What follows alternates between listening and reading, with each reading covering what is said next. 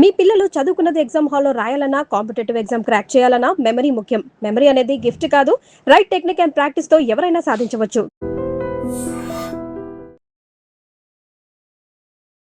నమస్తే, welcome to I dream.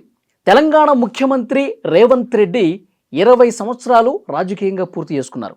ఈ 20 ఏళ్ల ప్రస్థానం గురించి ఈరోజు వీడియోలో మనం మాట్లాడదాం. మిడ్జిల్ జెడ్పీటీసీగా ప్రారంభమైనటువంటి ఆయన ప్రస్థానం ముఖ్యమంత్రిగా 2.5 సంవత్సరాలు పూర్తి చేసుకుని 5 సంవత్సరాలకి వైపు అడుగులు వేస్తున్నారు. అంటే కాంగ్రెస్ పార్టీలో ఎవరికీ రాని అవకాశం రేవంత్ రెడ్డికి ఎలా వచ్చింది? ఆయన రాజకీయ ప్రస్థానంలో టర్నింగ్ పాయింట్ ఏంటి? ఎదుర్కొన్న సవాళ్ళు ఏంటి? చాలా క్లియర్గా ఈ వీడియోలో డిస్కస్ చేద్దాం. విశ్లేషకులు కట్టా కార్తీక్ స్టూడియోలో ఉన్నారు, మాట్లాడదాం. కార్తీక్ గారు నమస్తే అండి. నమస్కారం అండి.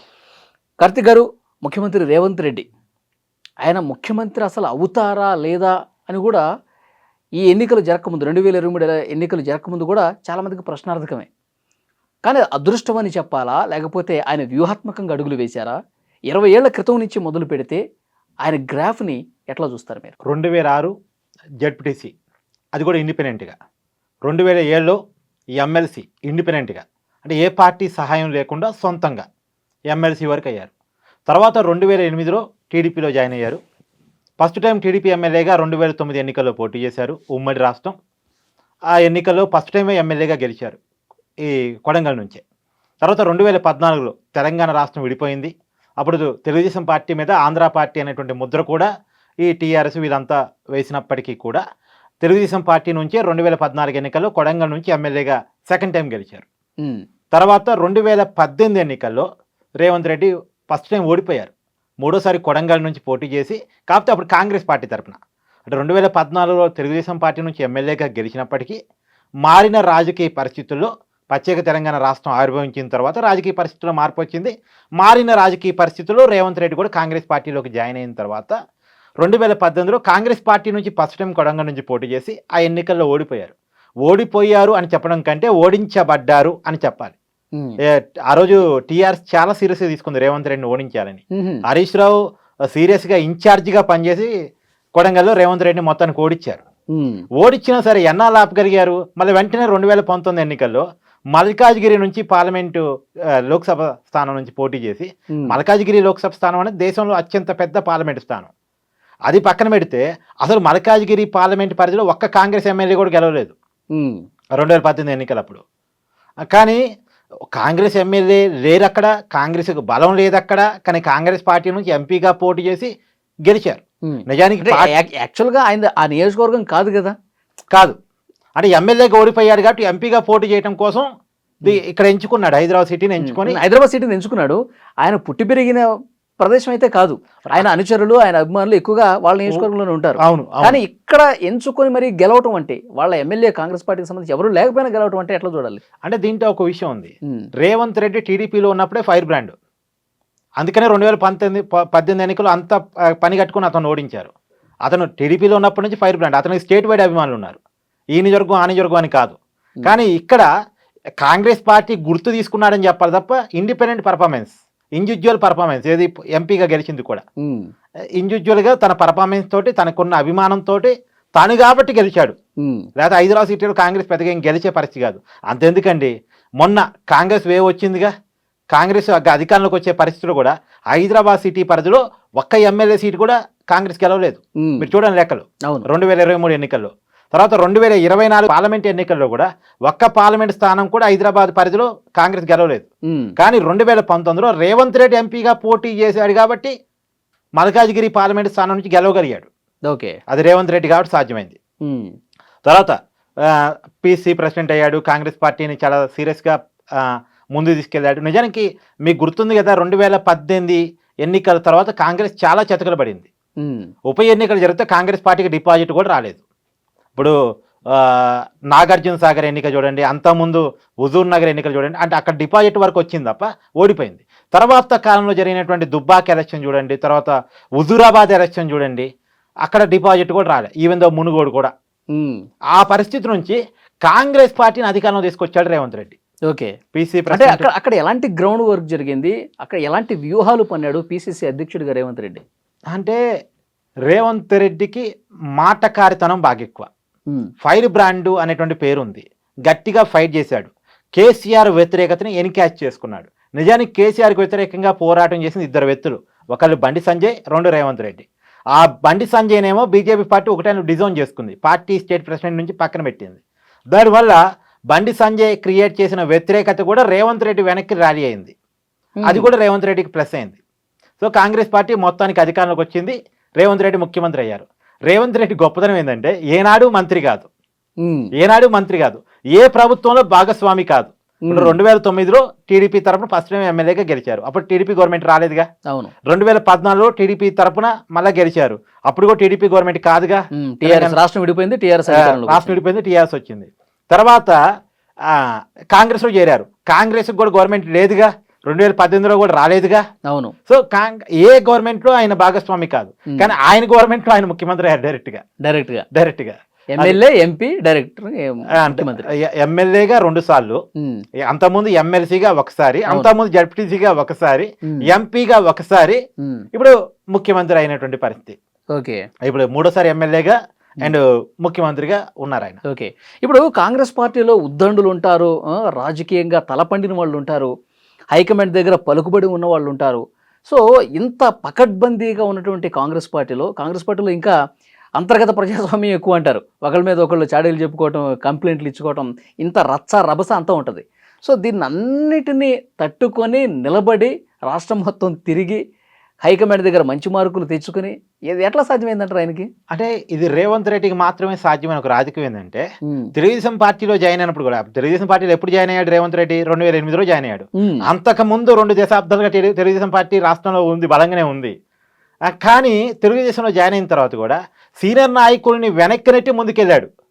అప్పటికే ఉన్నటువంటి కడియం శ్రీగారి, ఎర్రబెల్లి దయాకర్, తుమ్మల నాగేశ్వరరావు, వీరందరినీ వెనక్కి నెట్టి తను ముందు 10th ప్లేస్ లో ఉండగలిగాడు తెలుగుదేశం పార్టీ తరఫున తెలంగాణలో. సో అప్పుడు చంద్రబాబు నాయుడు గారి అప్రిషియేషన్ కూడా చాలా బాగుంది. ఆ ఎదిగిన తర్వాత ఒకసారిగా కాంగ్రెస్ లోకి వచ్చిన తర్వాత అప్పటికే ఎలివేషన్ ఉంది, రేవంత్ రెడ్డి చాలా పెద్ద ఎలివేషన్ ఉంది. అతనికి తెలుగుదేశం పార్టీకి అనుకూలంగా ఉన్న మీడియా మొత్తం కూడా అతనికి ఎలివేషన్ ఇచ్చేటువంటి పరిస్థితి. అప్పటికే ఒక ఎలివేషన్ ఉంది, ఒక స్టాండర్డ్ ఉంది, ఫైర్ బ్రాండ్ అనే పేరు ఉంది. ఆ ఫైర్ బ్రాండ్ గానీ కాంగ్రెస్ లోకి వచ్చాడు, అది కంటిన్యూ అవుతూ వచ్చింది. రెండోది, ఎప్పుడైతే తెలంగాణలో తెలుగుదేశం క్యాడర్, ఇక్కడ తెలుగుదేశం పార్టీ డిస్కనెక్ట్ అయ్యి ఆంధ్రాకే పరిమితం అయిపోయిందో ఆ లీడర్షిప్ మొత్తం కూడా, ఇక్కడ ఆ క్యాడర్ మొత్తం రేవంత్ రెడ్డిని ఓన్ చేసుకుంది. ఓకే. ఆ క్యాడర్ కూడా రేవంత్ రెడ్డిని ఓన్ చేసుకుంది. సో రకరకాల కారణాలు రేవంత్ రెడ్డి కలిసి వచ్చాయని చెప్పుకోవాలి. అది కూడా రెండోది, కాంగ్రెస్ నిరుత్సాహంగా ఉన్న సమయంలో, ఇప్పుడు కాంగ్రెస్ డిపాజిట్ కూడా దక్కట్లేదు ఎన్నికల్లో పోటీ చేస్తే, కాంగ్రెస్ పార్టీ మీద డబ్బులు పెట్టడానికి కాంగ్రెస్ పార్టీ సీనియర్ నాయకులు వెనక్కి పోతున్న నేపథ్యంలో, ఇప్పుడు అధికారం వస్తుందంటే డబ్బులు పెడతారండి. అధికారం రాదు అని నమ్మకం వచ్చినప్పుడు ఏ నాయకుడు డబ్బులు పెడతాడు? ఆ టైంలో, అంటే ఇప్పుడు రాజకీయాలు అంటే డబ్బులు పెట్టడమే కదా. సో ఆ టైంలో రేవంత్ రెడ్డి పార్టీని ఓన్ చేసుకొని పీసీ ప్రెసిడెంట్గా కొంత ఫండింగ్ కూడా తన అనుచరుల నుంచో తనకు సంబంధించినటువంటి వర్గాల నుంచో తీసుకొచ్చి పార్టీకి పెట్టి మొత్తాన్ని పార్టీని ఓన్ చేసుకొని నడిపించాడు. అంటే ఎవరు ఓన్ చేసుకోవటానికి వెనక ముందు ఆడుతున్న టైంలో, అందరూ డిజోన్ చేసుకుంటున్న సమయంలో, ఎవరు ఓన్ చేసుకోవటానికి కాంగ్రెస్ పార్టీని భయపడుతున్న సమయంలో రేవంత్ రెడ్డి ఓన్ చేసుకున్నాడు. అంటే రేవంత్ రెడ్డి కాలం కలిసి వచ్చింది ఆ రకంగా. ఇప్పుడు అప్పటికే కాంగ్రెస్ చాలా ఊపులో ఉందనుకోండి, కాంగ్రెస్ లో ఉన్న లీడర్స్ కూడా చాలా ఊపులో ఉన్నారనుకోండి, అప్పుడు రేవంత్ రెడ్డికి ఏమైనా ఇబ్బంది అయ్యేదేమో. కానీ కాంగ్రెస్ చాలా ఇబ్బందికరమైన పరిస్థితుల్లో ఉన్న టైంలో, ఓన్ చేసుకోవడానికి ఏ నాయకుడు ఇష్టపడిన టైంలో రేవంత్ రెడ్డి ఓన్ చేసుకుని ముందు తీసుకెళ్ళడం అనేది రేవంత్ రెడ్డి పనికి వచ్చింది. ఓకే. అంటే ఇప్పటివరకు అంటే బీఆర్ఎస్ నేతలు చెప్పేది ఏంటంటే, మా హయా ఇప్పుడు రెండు సార్లు మేము అధికారంలో ఉన్నాం, మేము చేసినటువంటి చిన్న తప్పిదాలు కాంగ్రెస్కి కలిసి వచ్చి అధికారంలోకి వచ్చింది బొటాబొటిగా, లేదంటే మళ్ళీ కేసీఆర్ ముఖ్యమంత్రి అయ్యేవాళ్ళు, ఆయనకు అదృష్టం కలిసి వచ్చింది. అంతేగాని రేవంత్ రెడ్డి గొప్పదనం లేదు, కాంగ్రెస్ పార్టీని ఏదో ఆశీర్వదించారు ప్రజలన్నీ కూడా లేదని చెప్పి కామెంట్లు చేస్తూ ఉంటారు. ఇది నిజమేనా? సహజంగా ఒక లోడిపోవటానికి ఇంకోళ్ళు గెలవటానికి ఒకే కారణం అంటూ ఉండదు, చాలా కారణాలు ఉంటాయి. ఇప్పుడు బీఆర్ఎస్ చేసిన తప్పులు కరెక్టే, ఆ బీఆర్ఎస్ తప్పుల్ని రేవంత్ రెడ్డి ఎన్క్యాచ్ చేసుకోగలిగాడుగా. రేవంత్ రెడ్డి తన వెనక్కి ర్యాలీ చేసుకోగలిగాడుగా. ఇప్పుడు కేంద్రంలో ఉన్న బీజేపీ మరి అట్లా ర్యాలీ చేసుకోలేకపోయింది. ఇప్పుడు రేవంత్ రెడ్డి ఉన్నాడు, ఇప్పుడు అంతమంది బండి సంజయ్ ఉన్నప్పుడు ర్యాలీ చేసుకోగలిగాడు. బండి సంజయ్ ఎప్పుడైతే డిజైన్ చేసుకుందో బీజేపీ పార్టీ, అంటే అతని పదవిని తీసి పక్కన పెట్టిందో పార్టీ స్టేట్ ప్రెసిడెంట్ పదవి నుంచి, వెంటనే దాన్ని మళ్ళీ రేవంత్ రెడ్డి అందిపుచ్చుకోగలిగాడుగా. ఆ వ్యతిరేకతను కూడా తన వెనకాల పెట్టుకోగలిగాడుగా, బీఆర్ఎస్ వ్యతిరేకతని. ఇప్పుడు అలా ఆ సామర్థ్యం ఉన్న లీడర్ కావాలి కదా. అపోజిషన్ స్పేస్ ఉండటమే కాదు, ఆ స్పేస్ ను ఆక్యుపై చేసే కెపాసిటీ ఉన్న లీడర్ కూడా కావాలి. మరి దాన్ని రేవంత్ రెడ్డి క్యాచ్ చేసినట్టేగా. ఇప్పుడు కాంగ్రెస్ పార్టీలో లీడర్షిప్ ఆక్యుపేషన్ ఉంది అనుకున్నప్పుడు రేవంత్ రెడ్డి వచ్చాడు, ఆక్యుపై చేసుకున్నాడు. బీఆర్ఎస్ వ్యతిరేక అపోజిషన్కి అవకాశం ఉంది అనుకున్నప్పుడు రేవంత్ రెడ్డి దాన్ని అందిపుచ్చుకున్నాడు. అంటే అవకాశం ఉండటం వేరు, అందిపుచ్చుకోవడం వేరు. వేరే ఎవళ్ళు కూడా దీన్ని అందిపుచ్చుకోలేదు, రేవంత్ రెడ్డికి అంతేగా సాధ్యమైంది. రేవంత్ రెడ్డి సాధ్యమైనట్టేగా, కళ్ళ ముందు కనపడుతుంది. సో ఒక నాయకుడు పర్ఫార్మెన్స్ కళ్ళ ముందు కనపడుతున్నప్పుడు అతన్ని తక్కువ చేసేటువంటి ప్రయత్నం తప్పు. ఖచ్చితంగా రేవంత్ రెడ్డి వీళ్ళు సీనియర్లు ఎన్ని కంప్లైంట్లు చేసినా, ఎన్ని చాడీలు చెప్పినా అవేమి నడవంటారా? హైకమాండ్ దగ్గర మంచి మార్కులు ఉన్నాయా? ఇప్పుడు ఎవరైతే కాంగ్రెస్ పార్టీలో సీనియర్లు అయితే ఉన్నారో వాళ్ళంతా ఇప్పుడు రేవంత్ రెడ్డి గారి కేబినెట్ మంత్రులుగా ఉండే పరిస్థితి. ఈవెన్ అతనికంటే తెలుగుదేశం పార్టీలో సీనియర్గా ఉన్న వాళ్ళు కూడా రేవంత్ రెడ్డి గారి కేబినెట్ లో మంత్రులు. తుమ్మల నాగేశ్వరరావు ఉన్నాడు, ఎప్పటి నుంచి మంత్రి? ఎన్టీఆర్ ఉన్నప్పటి నుంచి మంత్రి. కానీ ఇప్పుడు రేవంత్ రెడ్డి కేబినెట్ లో కూడా మంత్రిగా ఉన్న పరిస్థితి. ఇప్పుడు కడియం శ్రీయర్ ఉన్నాడు, కాంగ్రెస్ పార్టీ బీఆర్ఎస్ పార్టీ పక్కన పెట్టి కాంగ్రెస్ పార్టీతో ఉన్నాడు, లేనని చెప్తున్నాడు. కానీ అయినా సరే కాంగ్రెస్ పార్టీలో ఒక ఎమ్మెల్యేగా ఉన్న పరిస్థితి. కానీ రేవంత్ రెడ్డి ముఖ్యమంత్రిగా ఉన్నాడు.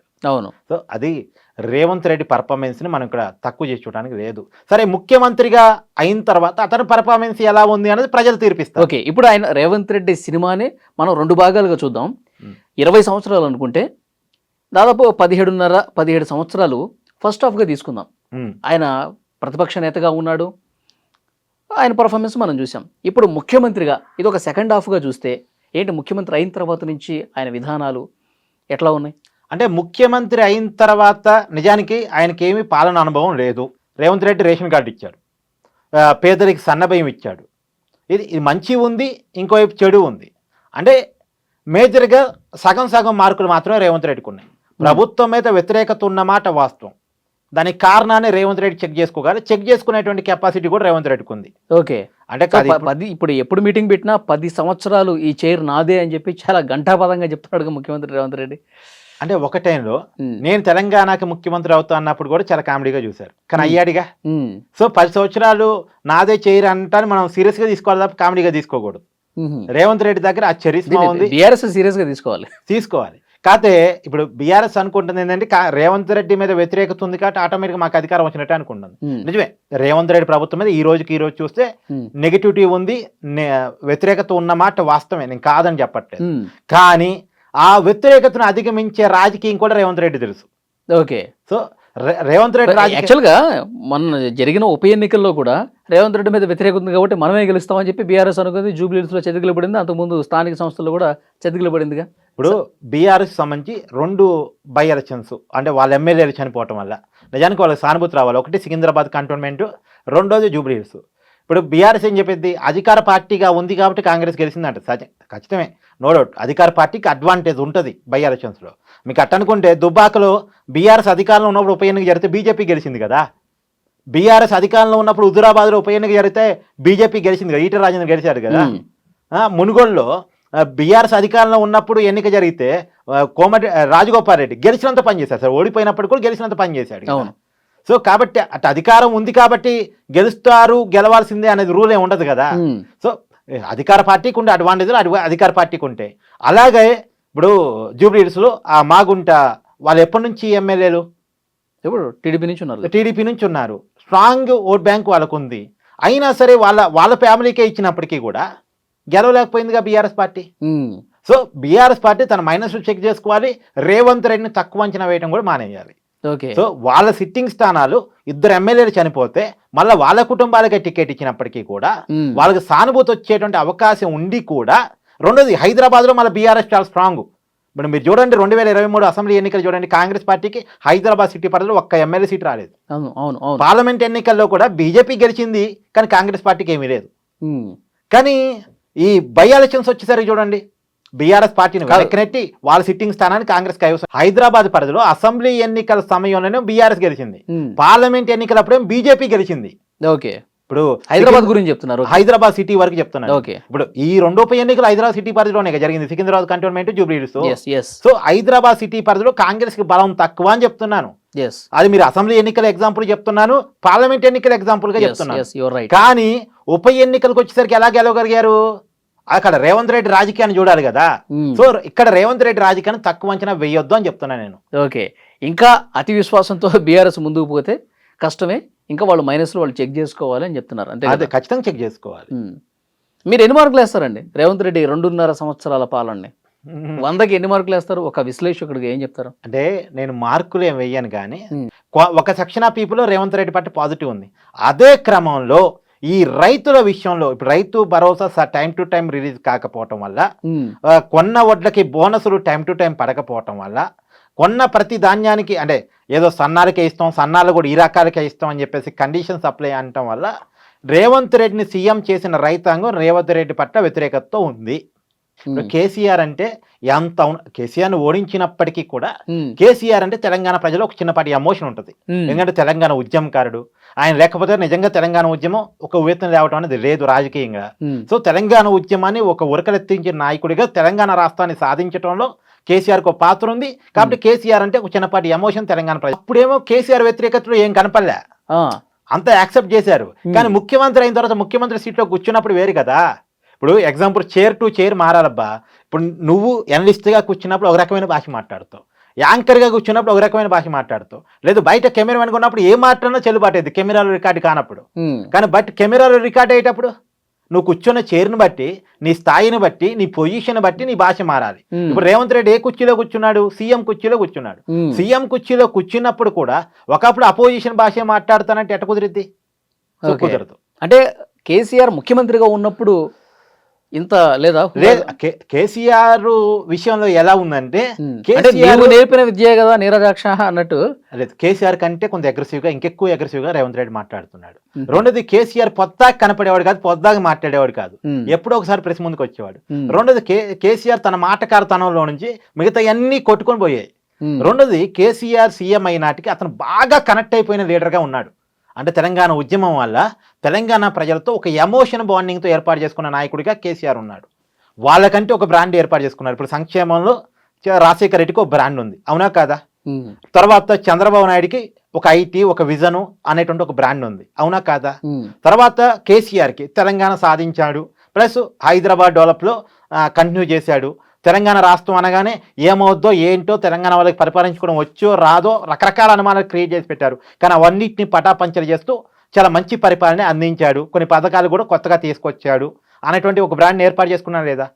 వాళ్ళగా పాజిటివిటీని క్రియేట్ చేసుకునే పని చేయాలి. సపరేట్ ఇప్పుడు ఫ్యూచర్ సిటీ ఉంది ఎగ్జాంపుల్, దాని మీద రేవంత్ రెడ్డి ఫోకస్ చేసి ఇది నేను క్రియేట్ చేసింది అని చెప్పుకుంటే ఆటోమేటిక్గా పాజిటివిటీ వస్తుంది. ఓకే, ఎప్పుడైనా పాజిటివ్ వైపు లీడర్ చూడాలి తప్ప అవతల వాడిని నెగిటివ్ చేస్తే నాకేగా పాజిటివ్ అనుకోవడం తప్పు. ఆయన ఈ 20 ఏళ్ల ప్రస్థానంలో 20 ఏళ్ళు కూడా పూర్తి కాకముందే ముఖ్యమంత్రి అవడం అనేది ఆయన సక్సెస్ స్టోరీ. ఎస్, ఖచ్చితంగా ఒక ఇన్స్పిరేషన్.